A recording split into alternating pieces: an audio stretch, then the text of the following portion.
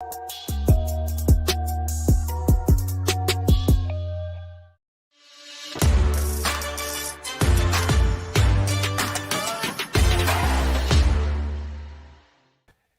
everybody, and welcome to your post-daily news show for Friday, June the 17th. I am John Pollock, alongside the returning Mr. Wai Ting. Hello, Wai.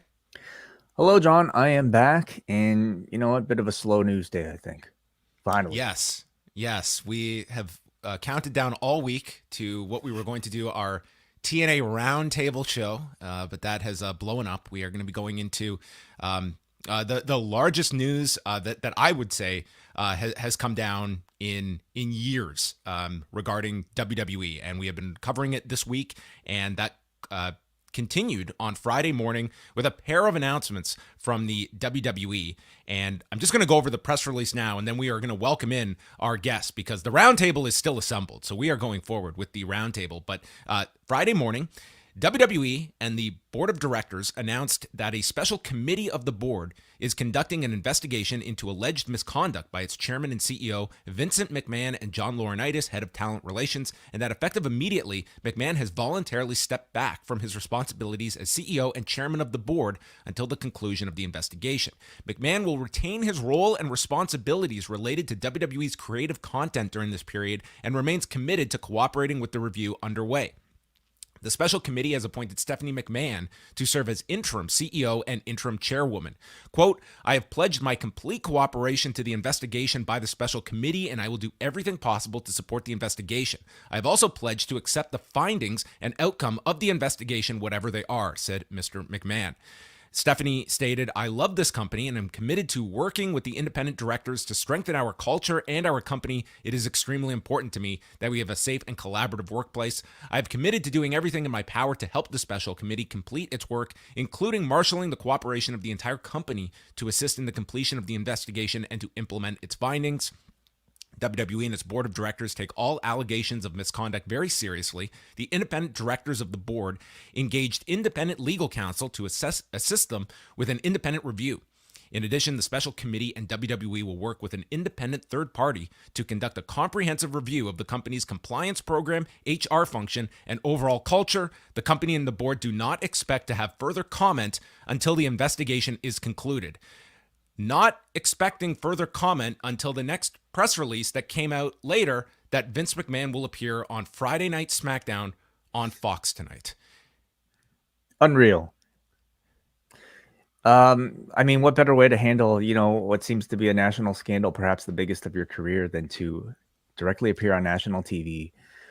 In character, out of character, somehow it feels like. And what the difference is between the two as well, when you are speaking about Vince McMahon in a public spotlight as well. So that's kind of the overall latest. And there's many sidebars that come with that. So I know everyone wants us to keep it 100 on this show as we are discussing this major news story. And in order to do so, we are bringing in the duo themselves, Brian Mann and Nate Milton, who are here on the post-daily news show. Guys, thank you so much for joining us. We were all set to go through the history of TNA/Impact Wrestling that celebrates its 20th anniversary this Sunday, but a curveball, very in tune with the theme of what today's show was going to be. And first of all, Brian, I wanted to start with you with just some of your overall reaction today as someone that did work in the company in 2011 in a creative capacity, and seeing the coverage this week and the many different doors that this opens of where this could all lead to. I mean, we were saying it before we started. Tonight could be the last time we see Vince McMahon on WWE TV. I don't think that's an out of line thing to suggest. It'll be interesting to see, does he appear in front of the crowd? Is it a pre-taped message? I don't see any way that this doesn't backfire on them, quite frankly. It also depends on, obviously the $300 million or the $3 million payment was his own money. They're saying it was consensual. That's its own thing. Raising, someone's, doubling someone's salary after you start a sexual relationship with them. That's obviously company funds. The stuff with John Laurinaitis. For me, the bigger question mark is, what will the investigation find? And will this make people feel comfortable coming forward who maybe up until now haven't?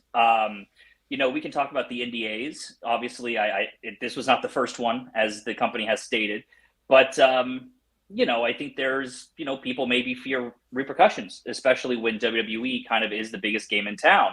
That's a bridge you don't want to burn. Will people come forward with stories? I think there's things that we've all kind of heard being wrestling fans. We've also seen the way that Vince McMahon has portrayed himself on television, which is very interesting. This guy who hits on all of his employees and forces them to do sexual favors for him. The fact that he has depicted himself that way on television, I think maybe gives us a look into the guy's psyche. Again, this is all alleged, big bold letters, alleged. It really comes down to what the investigations discover, though.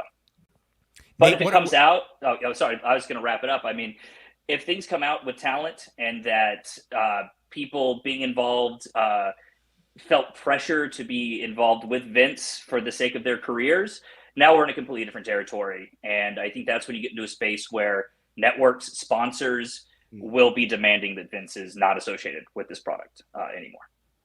Nate, what are some of the questions that come to mind for you, or just initial observations from, and that extends to the Wall Street Journal report and today's company response? Yeah, I think my initial thoughts on this when the news broke earlier in the week was it was surprising but not shocking, right? Like if you've heard any of the stories or rumors or scuttlebutt around this dude for decades, it does not surprise me that something like this would come out. Honestly, I thought they would have tried to get Vince out the paint a few years ago during Speaking Out. And I think the fact that Barry Sanders juked his way around that was a feat in and of itself. And so when we get to this point where we're hearing about the payments, where we're hearing about him and Laurinaitis, where we're hearing about kind of this culture that he's got around himself in this company, it is not surprising.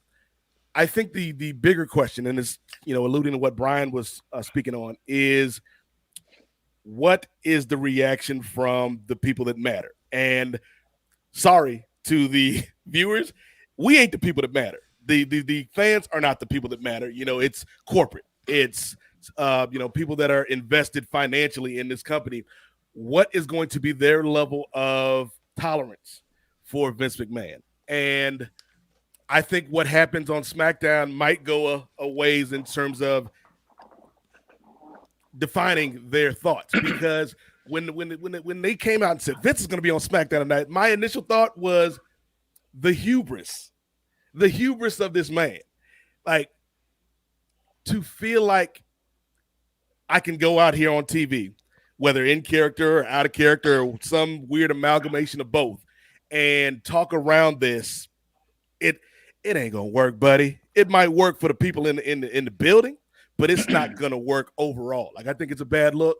I'm intrigued though, like looking at a car wreck, John, how this is gonna play out. But and they know that is obviously, like, the brazenness, I think, is so apparent, and in a roundabout way, it really does encapsulate this. The idea that someone of the level of Vince McMahon's power can engage in a relationship with an employee. It's just like that. To me, it crystallizes everything as something as simple as at the height of this controversy, where I'm the center of an investigation, I will walk onto network television tonight with the idea that I am going to turn this into a pseudo, if not outright, promotional opportunity at all of this.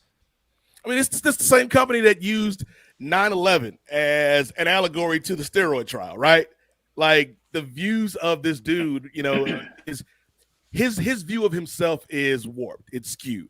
And I think, Brian, you've talked about this a lot, in terms of the bubble kind of that he is in, where it's disconnected from a more grounded reality that most of us have to live in.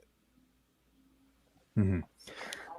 For me, I'm looking at this with several angles, but primarily, maybe the most interesting is Stephanie McMahon and her attachment to all of this. No doubt, I think putting a McMahon into that interim position of power is a way to placate some shareholders into thinking that hey, we have another fan. We're losing one McMahon, but we got another. We know what we're doing, everybody. But I think it's really anything but, with everything that has gone on with her leading up to this point, they had to have known that something like this was going to happen. And if that was the case, was Stephanie always going to be the one that they were going to be leaning on for this interim role? And if so, how did everything occur with her taking that leave of absence and, all the rumor and innuendo that's out there about potentially somebody within that board disparaging her name, leaking that information out there? What happened there? And were they just caught off guard? What is going on with Stephanie McMahon and all of this? Yeah, I mean, my read on it being Stephanie is that I think that is, we've seen that Vince is still going to be at TV. He's still going to be involved in creative, which, if there were a silver lining of all this WWE, it would be getting him out of creative, but that's not happening. And that's a huge part of this whole thing is like this positioning of him being temporarily removed from power. He is overseeing his creative duties. Right. And there is also like no mention of any changes regarding John Laurinaitis, who was named in the Wall Street Journal report. And I have reached out to WWE about John Laurinaitis' status, and there's been no response there. But like those are keys to this whole thing. It is not like Vince McMahon is being put in the corner temporarily. He is still actively involved in the day-to-day of this company on the creative front. I would have to say, like, this is showing you that Vince is never letting creative go. Like, he could be dipping. He could be saying, like, I'm out. Like, I'm way too much hot water. I'm off TV. I'm taking myself away. The one thing he's keeping in all of this is his creative role. So he loves doing it. Clearly, he probably considers himself to be an integral part of the job. And I think it also tells you the man has no idea what to do with his free time, if not this TV stuff. No, he loves to work. But going back to the Stephanie thing, I see her being in that position, a level of protection for Vince. As they've stated that no family member will be a part of this investigation. So I think the best he can kind of do to help maybe navigate it, help protect himself a little bit in that role, instead of say a Nick Khan. Being in that position. But Stephanie, it is very interesting that Stephanie, a month or so after stepping away, possibly being demoted, is suddenly put in this position. And I think that there is a certain level of protecting Vince. That's kind of how I read it. I also think, Brian, that there is the PR aspect of it. If you could say anything about Stephanie McMahon, like, she knows how to kind of play that PR game. And also, I think the fact that she's a woman helps, to whatever degree in terms of optics in this situation, to have, not just another old white man take the spot, that we're going to have this woman in here who is seemingly progressive and seemingly is looking out for the best interest of the talent. I think that is part of the decision as well.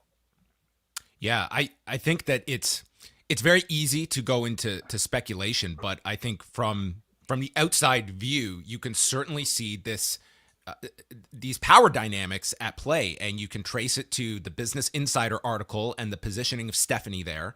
And then also the fact that this story went from a private one behind closed doors to the Wall Street Journal and how it gets there as well. Like this, there were at least one, if not more, people who wanted this out in a major public way. And, you're seeing now that, there's a law firm that is now seeking out shareholders as well about what was the role of different members and how they're serving their shareholders. Like, there are just so many different tentacles to this story, and different areas where you could set off a landmine, and there's multiples of them. And also the idea that somehow they skirt by this controversy with the guy that is the most insulated figure in this entire structure because of what he has built around him, the voting power he has, that wields a ton of protection in this kind of a situation. And it comes down to the pressure that is felt externally from all of this. It's part of the reason that, like, I find it so fascinating that his go-to move at the onset of all of this breaking is to go on TV and to do something, whether it be, I mean, he's gone out there and has given like real world, real life types of announcements before, but the way that it was put out there in this press release that it's Mr. McMahon that will show up on TV leads me to at least suspect that it could potentially be storyline related. And is that a ploy to somehow maybe confuse the headlines? Like, is it a ploy to maybe, we're getting people that are covering this stuff that don't usually cover this stuff. And I can understand why they wouldn't, because you sometimes don't know what storyline, or you don't know, like, you Google Mr. McMahon, you Google Vince McMahon, a plot point might come out instead of something else. Is it just a way to like confuse the Google searches and confuse the headlines? It's a lot, man. Like I think John alluded to it earlier. Like, there is some morbid kind of curiosity around this tonight. And to me, Vince McMahon has always been this weird amalgamation of David Ruffin of the Temptations. Ain't no Temptations without David Ruffin. Ain't nobody coming to see you, Otis. This is all about me. I made this. And also a warped version of Steve Rogers from Civil War. The safest hands are our own. And I think maybe, you can speak to this, Brian. It feels like anytime there's a new direction, anytime there's something, and I'm just speaking from a creative standpoint. I'm not even talking about legal issues. Vince always seems to bring it back to home base. Like, let's not get too wild. I got to bring it back to me. And I think this is just an extension of that. Yeah. I mean, I don't know. We're obviously, I think all of us are probably going to be checking out, part of the show tonight. I don't know. I just don't see this not backfiring on them. I don't know what Vince can possibly say that looks good. I don't know if it's that, if this is his, like, who does he see as his audience when he goes out and speaks? Is this meant to speak to the business community? Is this meant to speak to the sponsors and the networks? Or is this supposed to be a, stand up for WWE thing where he's going to try to rally the fans behind him? I don't see how any of those don't backfire. Because as much as, he's going to go on SmackDown or whatever, I think we are in the middle of seeing a very real power play happening within this company. I don't think you can discount the fact that this news broke after the stock market closed and that a large number of shares moved before this. I think that, I think there's more going on, and we can speculate and we can kind of guess what we think it might be. But I think there is a very real fight happening right now within this company. And if you think about, you hear the rumors of a sell, I think removing Vince and trying to clean this place up is probably a large part of that. I'm kind of reminded a little bit when you think about the Peacock deal, right? Where they sold everything to Peacock, and Peacock was like, everything's going to be on Peacock day one. And it's like, wait, there's a lot of blackface and racist stuff on the network. We need to go through and watch all this stuff, actually. And I can see that being very similar. If you're a company, if you're looking to acquire WWE, if you're thinking about buying it, and then suddenly you start to kick the tires and you hear about some of these things, and now it's like, well, you guys need to conduct a full internal investigation and audit before we buy this thing. Wouldn't be surprised if there's an element of that as well. What have you thought so far, Brian, of the coverage of this sort of away from the wrestling specific outlets and how this is being handled? Because I do sense like a bit of like the focus more so on hush money being emphasized so much and not as much about the relationship with an ex-employee, the discovery of other NDAs with claims of misconduct as well. And we don't have sort of that face to attach to it that had been potentially wronged in a situation like this, that is describing things in detail. And this to me has not crossed over into that yet. But what have you thought of just the coverage and what the mainstream outlets are focusing on here? I mean, for me, the thing I would say to mainstream outlets is treat this like you would treat any other entertainment organization, any other television production. I think that there have been much bigger stories done about people that are much less important. Treat this thing seriously. Really look into this thing and go digging. And I don't think you're going to have to dig very deep to find some stuff. So that would be my hope, is that the mainstream will take this seriously. And yeah, like, I get it. People don't want to take wrestling seriously. But I think that there is a lot there. And there's stuff that this isn't even just speculation, stuff that we know, things that is almost commonplace for every wrestling fan. Like, we know about the tanning salon in 2008. You know, we know about, we know about referees in the 80s. We know about these things. These are common knowledge that, honestly, if this was common knowledge about anyone in any other industry, it would have been done 5 years ago. So it's just a thing where I would hope that the mainstream will take this thing seriously, because even if you want to look down your nose at pro wrestling, this is the biggest company in this space, and he has such a massive say. And this NDA and this behavior, it's from this year. This isn't something that was discovered from years ago. This is still going on. And I think there's a lot that you can kind of, just from watching the TV, you can tell things that have changed now that John Laurinaitis is back in charge of talent. So, like, I think if someone has a platform, they should take this thing seriously and treat it like they would treat any other entertainment company. And that's sort of like right at the end of this press release, which should be, focused on for sure, is them stating that they're working with a third party to conduct a comprehensive review of the company's compliance program, HR function, and overall culture, which could be extremely damning results, but ultimately come down to what level of transparency we will see from these findings and the rabbit hole that you could go down and how extensive it truly will be. And to have faith in the process, you're going to have varying degrees of faith in that procedure and what ultimately is disclosed afterwards. And from the board's perspective of how they want to display what is found in this, when you are seeking decades worth of a culture led by Vince McMahon. Yeah, and to piggyback off of what Brian said, John, like, I hope that people cover this with the same seriousness that we covered the Harvey Weinstein stuff, and even saying it sounds a little hyperbolic to some, maybe, to compare Vince to Harvey Weinstein, but you got to look, like, in the professional wrestling business, he's the top guy, man, and has been the top guy for decades.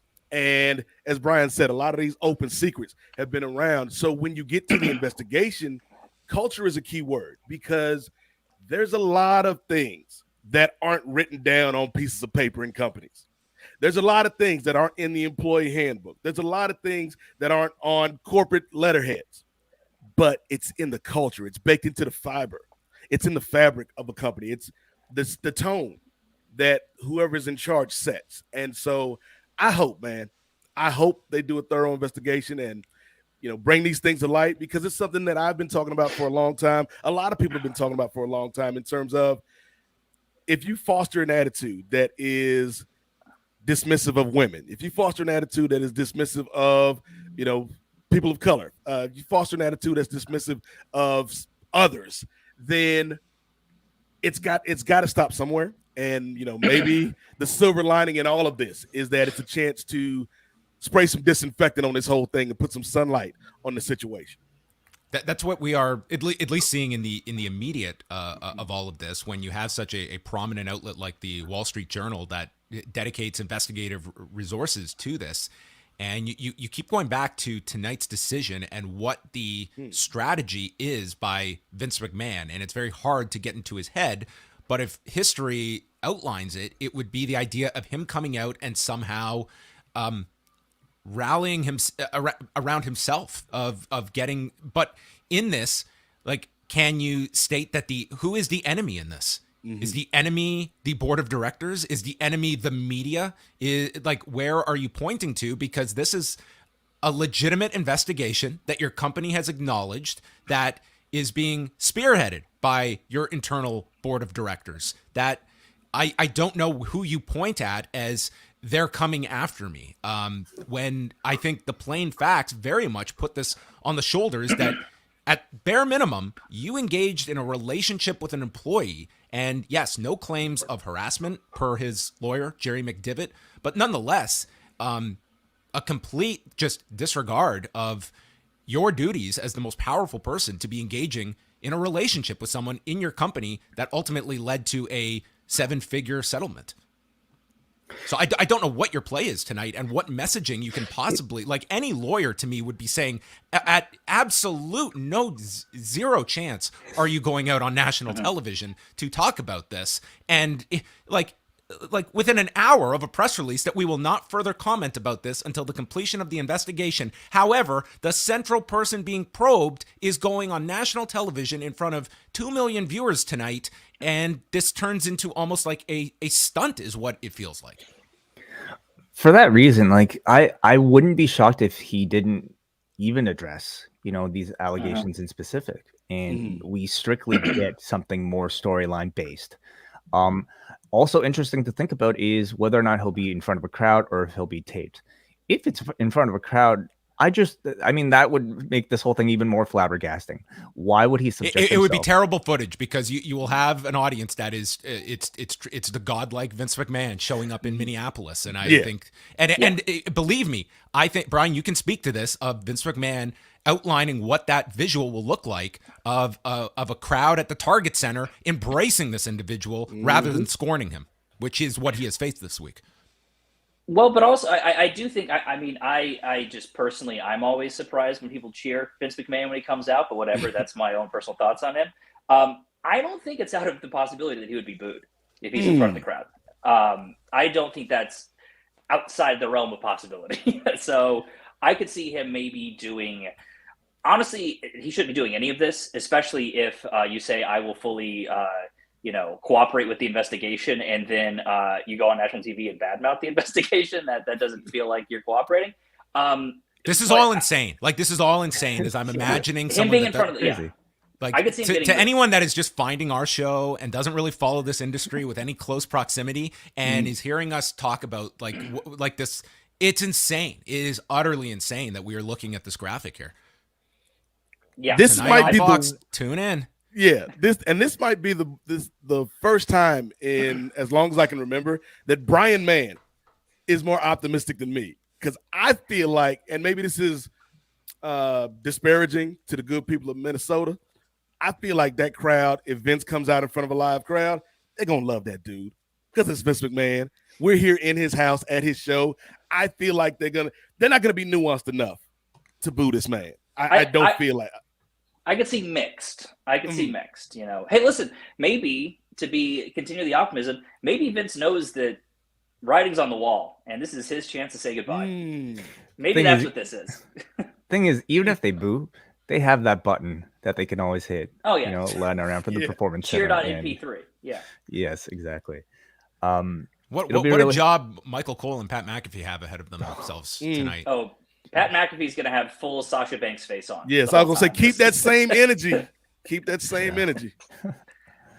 I guess as we look at, the next steps of all of this, it's really like, if you are the WWE, it's like, this to me is the ultimate test of a strategy I have certainly detected has been a strong one for the company. And my belief is that it really was cemented during all of the Saudi Arabia stuff, and especially that second event of the deal after the death of Jamal Khashoggi, the murder of Jamal Khashoggi, is withstand the controversy and you will get through the fire, and you just withstand all of the criticism, and at the end of the day, you come out of it. And this is a great test of that, but this is also going to be a test on the media as well. Will they have the patience to follow this story of this very bizarre industry that they cannot separate fact from fiction of at times?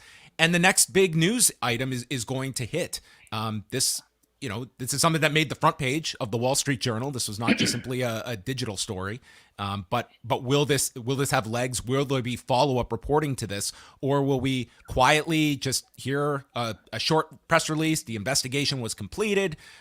There was no wrongdoing found, and it's quietly moved on. Like, they have all the incentive in the world to protect Vince McMahon, and I think it comes down to what the external pressures are that would force any kind of significant change. And based on today's press release, I mean, the man is not taking a full step away from his duties. In fact, he is doubling down and appearing on camera tonight. It's like two different sides of it. And of course, the topic of a lot of people's focus is just the stock price as well and how it affects shareholders.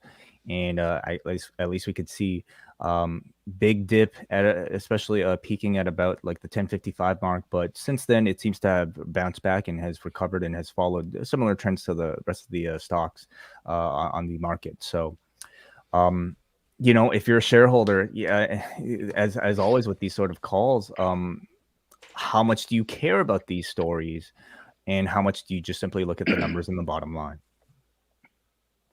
It's the bottom line. I think the stock they're totally checked out. I mean, all you need to know is the fact that Wall Street thinks that Vince has like the Midas touch and that no one else can do this. Like the fact they put so much faith in this guy that if you actually paid any attention to the business whatsoever and what the product they're putting out, that he is this company's biggest liability. The thing I keep going back to is if you're looking to sell this thing, you have to fix the culture of it. I think the moment you start kicking the tires on this company, you start to see that you're kind of, you're buying Pandora's box if you don't fix it if you're NBC Universal or something like that. Without going too deep into it. But I think in terms of the stock, for them, the money's guaranteed. It really doesn't matter. Now, I think if NBC or Fox makes a public statement about Vince, if they start to, make overtures that they want Vince out, then I think you'll see, if a report comes out that, like executives at Fox are, contemplating the future or thinking about pulling, SmackDown for a couple of weeks, then I think you'll see. Or advertisers. Or advertisers. And I don't think it'll be as stark as suddenly next week Fox like cancels WWE. It won't be that. But maybe we suddenly see SmackDown gets moved to FS1 for a month. Maybe they start to send that message of here's what we can do if you don't become a more reliable business partner. Is this Brian, do you sense the potential? Vince McMahon has largely been this like very reclusive figure in the public spotlight for the majority of the last decade plus, and we have seen a shift with all of these projects built around Vince McMahon, from Netflix to the '94 trial scripted series that's being developed, a reported memoir being shopped around. Like, how much does this put certain projects that are already in place or ones that are on the table into jeopardy if Vince McMahon is viewed as a figure that they do not want to touch? Or do you think that he is so above that this will not compromise, especially something like the Netflix deal that has already been in place that they've been working on? Because this just changes the Vince McMahon story significantly. I assume that Netflix documentary is being thrown in the trash. I don't think that thing's going to come out. I don't see how Netflix could put it out. Unless you're like, okay, we're going to completely re-edit this thing and we're going to paint him in a different story. Okay, well then WWE is not involved and probably won't sign off on using the footage. So if I had to guess, I wouldn't be surprised if that thing just gets thrown away. The scripted series hasn't started shooting yet. I think it kills just a lot of these. I think it kills a lot of these projects. Any other final thoughts, Nate? And then we will we'll briefly chat a little bit about TNA, as you guys were brought on originally to do. But just any thoughts going into the show tonight, or anything we didn't touch upon? I guess my final thought on all of this is we are now in the uncomfortable position where I believe the only way this changes for the better is through the will of corporations. That's the only way. The money is the only thing that's going to make this work. If they feel like Vince is a liability, then they'll try to get him out the paint. If not, I don't see anything really happening from this, other than a news cycle of scrutiny. Because I don't know what the mainstream media's appetite for this is, or if they're going to treat it like, oh, this is just wrestling. And also, we know some networks might even praise Vince McMahon for this news coming out. So I don't think that this is going to be something that changes, unfortunately, unless the corporations step in and like, hey man, you messing with the bag, you got to go. That's the only way I think that this changes. All right. Well, on that note, we're going to spend a couple of minutes talking about what was originally going to be our focus today, and that is this Sunday, TNA/Impact Wrestling marks 20 years of existence. And I think if you go back through those 20 years, there have been some significant detours. There have been multiple landing spots when it comes to broadcast partners that has brought them to this point now under the ownership of Anthem Sports and Entertainment. And for those that are longtime listeners, they will remember that Nate Milton and Brian Mann were tasked with reviewing Impact on a weekly basis, and it provided some of the most entertaining shows that we had at the time. And you guys got to experience the good, the bad, and the TNA of it all. And as we go into 20 years, Nate, I think that you are someone everyone has synonymous with the brand. How would you assess its health now and getting to this point? Yes. Well, first of all, Brian and I did pick up the torch for reviewing Impact from you and Wai. So this show today is much like the new rockers meeting the old rockers, the new Midnight Express chopping it up with the old Midnight Express. It's a beautiful thing. But I think when you look at TNA, I've always said Impact, TNA, it is your friend that just can't get right. Like, they've got great ideas. At their heart, they're a hardworking person, but for whatever reason, their relationships don't last. Their jobs don't last. They might have a substance problem here and there, but they're a good person. And so I think Impact is the story of perseverance, and it's also the story of wasted potential. It's also the story of a lot of performers that might not have gotten an opportunity if not for this company being founded. So it's a very best of times, worst of times situation when you look at the history of this company and how many great folks walked through these doors and stepped in that ring. But ultimately, the company is not nearly where it could be. Looking at Slammiversary this week, like, Impact has been on a pretty good run the last few years. But the people, the viewers, the eyeballs just aren't there, in large part to a lot of the shows that you and Wai covered, or particularly the shows that me and Brian covered, where that goodwill that was there when Impact first launched was lost because of so many bad decisions, so many bad hires. Brian, how would you look at the history of TNA and what was? I agree with a lot of what Nate said. It seemed like there was some times when, I think like the roster composition was always like they had the soldiers to go out there, but sometimes it was the roles placed in. Wai Ting, how dare you, sir, on this day of celebration, put that man on the screen? He is an integral part of these 20-year histories. Is he not? Mr. Belay himself, yes. But to me, I look at TNA and the loss of Spike TV was like such a killer to them, but not enough that, I mean, the company, they still found a way to continue onward, and there are probably many companies that would have succumbed at that point, but I thought that was such a significant blow to them. And here they are now, where I don't see a whole lot of negativity around the company at all, but it comes in at a time when you have an audience that is so concentrated with their resources when it comes to time that they have, that Impact, I mean, they are not that just ultimate alternative that you have if you're not a WWE viewer. There is a much busier makeup of wrestling companies now, and that's their fight, is just to find eyeballs for their product. Yeah, no, I'm happy they're still around. One of the things I would say many times when we would do review an Impact was that I don't want TNA or Impact to go away. I just don't think like Dixie Carter and some of the other people there should be involved in it. I want as many places as possible for people to work. It's just very clear that a lot of very, just ill-informed decision-making really held that thing back. You think back to, 2010 when they bring in Hogan and deciding to go down that path of Hogan and Bischoff. Think about the talent that was out there that WWE wasn't signing and had no interest in signing until Triple H revamped NXT. You had Kevin Owens out there. You had Finn Balor out there. I think Seth Rollins had signed, maybe not.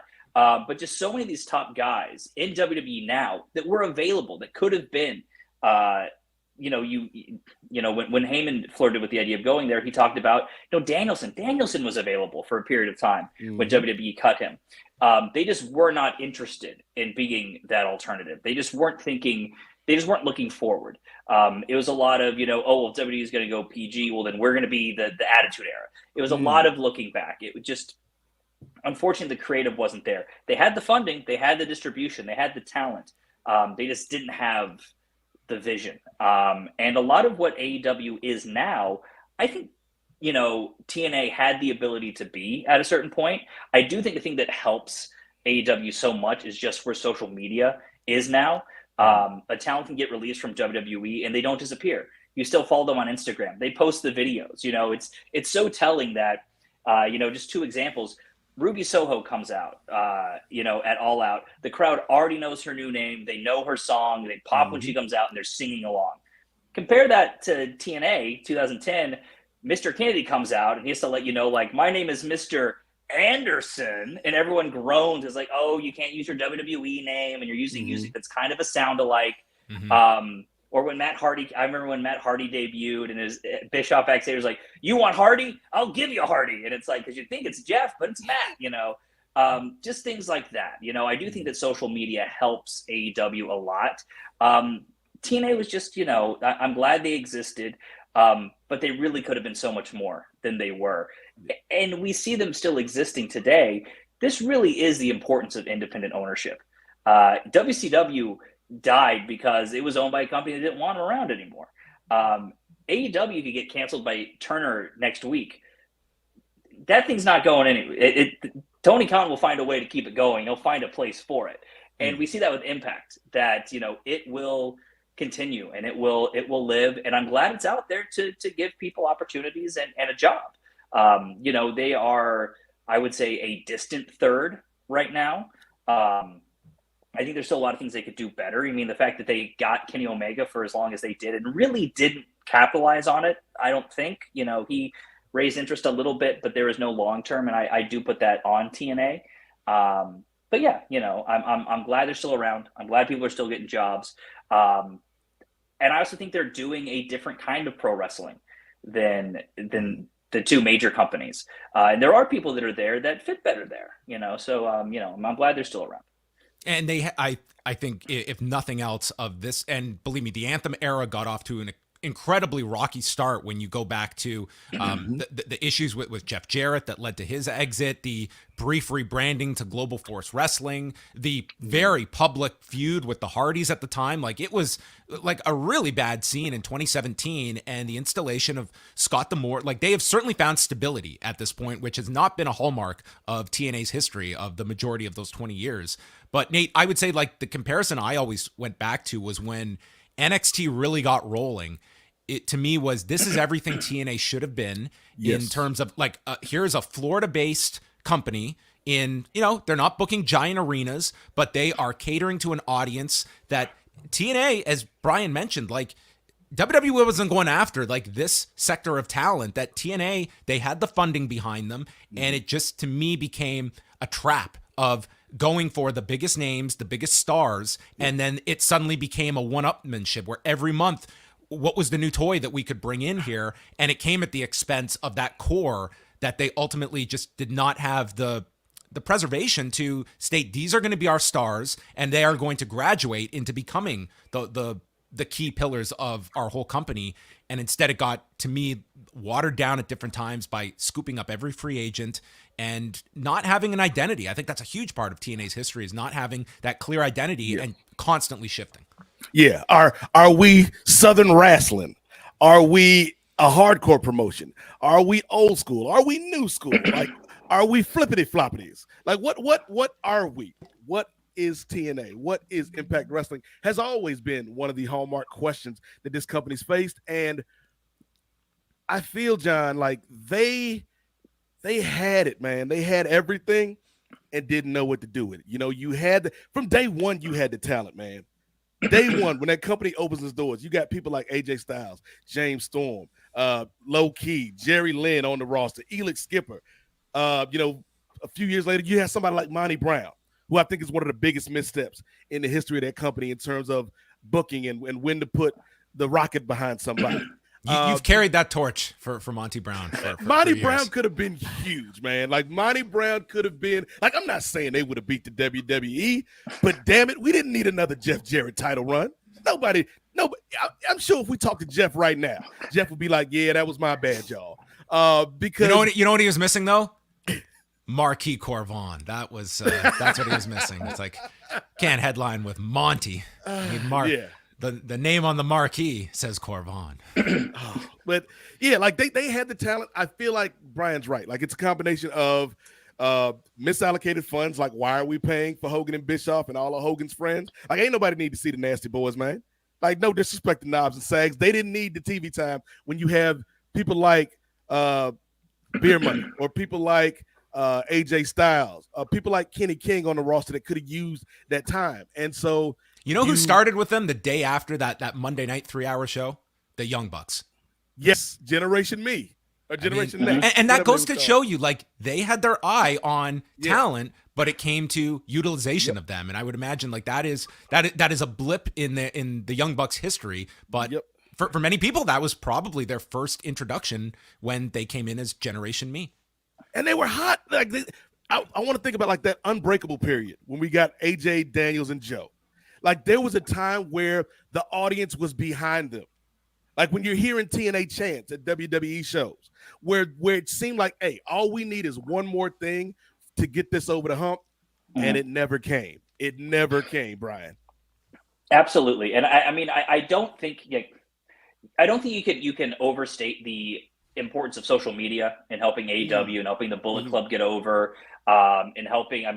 Being the Elite, I think, was a massive way for these performers to connect with their audience directly. TNA I don't think they ever really properly identified who their audience was.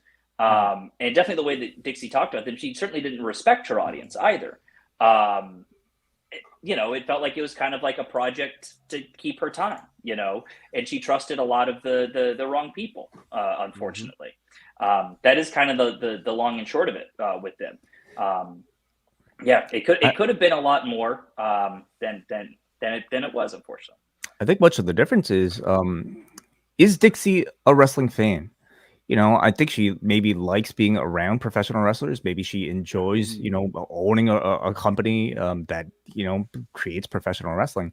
But is she the level of a wrestling fan that her audience is? Tony Khan is that person. Tony Khan is a fan, and that is the difference. That is a major difference in taste and knowing who to push, who to acquire, and what mistakes not to make for your future. I think that's been something that honestly has been plaguing Impact throughout its entire or most of its ownership. And, AEW has the benefit of hindsight. We can see where Impact went wrong. We can see where WCW went wrong and avoid those pitfalls. But I will say, because, obviously the history of TNA, the history of Impact Wrestling is fraught.